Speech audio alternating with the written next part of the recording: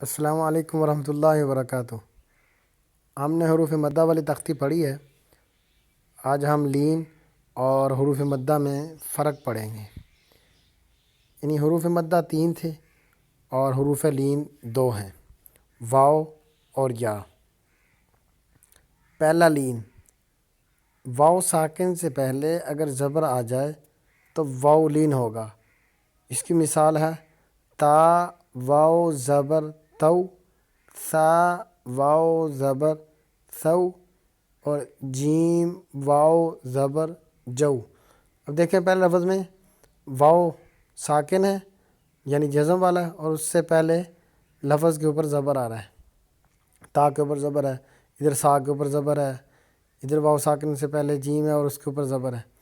یا کوئی بھی لفظ ہو تو واو ساکن سے پہلے کوئی بھی لفظ آ جائے اس کے اوپر زبر ہو تو یہ واو ساکن کہلائے گا، یعنی واو لین کہلائے گا۔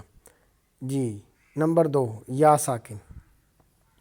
یا ساکن سے پہلے اگر زیر آ جائے تو یا لین ہوگا، جیسے تا یا زبر تئی۔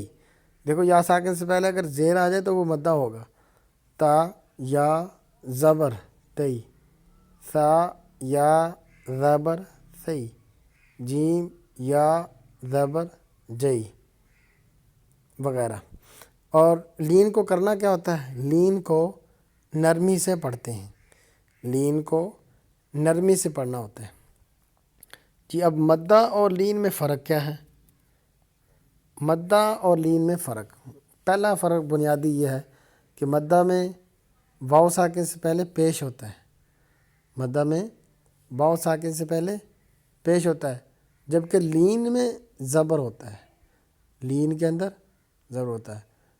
اور مدہ میں یا ساکن سے پہلے زیر، جبکہ لین کے اندر جو ہے وہ زبر ہی ہوتا ہے۔ یعنی لین میں ہمیشہ واو ساکن سے پہلے اور یا ساکن سے پہلے ہمیشہ زبر ہی ہوتا ہے۔ نمبر 2، مدہ کو ایک الف کی مقدار میں کھینچنا ہوتا ہے، مدہ کو ایک الف کی مقدار میں کھینچ کر پڑھنا ہوتا ہے، جبکہ لین کو نرمی سے پڑھنا ہوتا ہے۔ جی تیسرا فرق یہ ہے کہ مدہ جو ہیں وہ 3 ہیں اور لین جو ہیں وہ 2 ہیں۔ کل انشاءاللہ ہم لین والی تختی جو ہے وہ شروع کریں گے۔ السلام علیکم ورحمۃ اللہ وبرکاتہ۔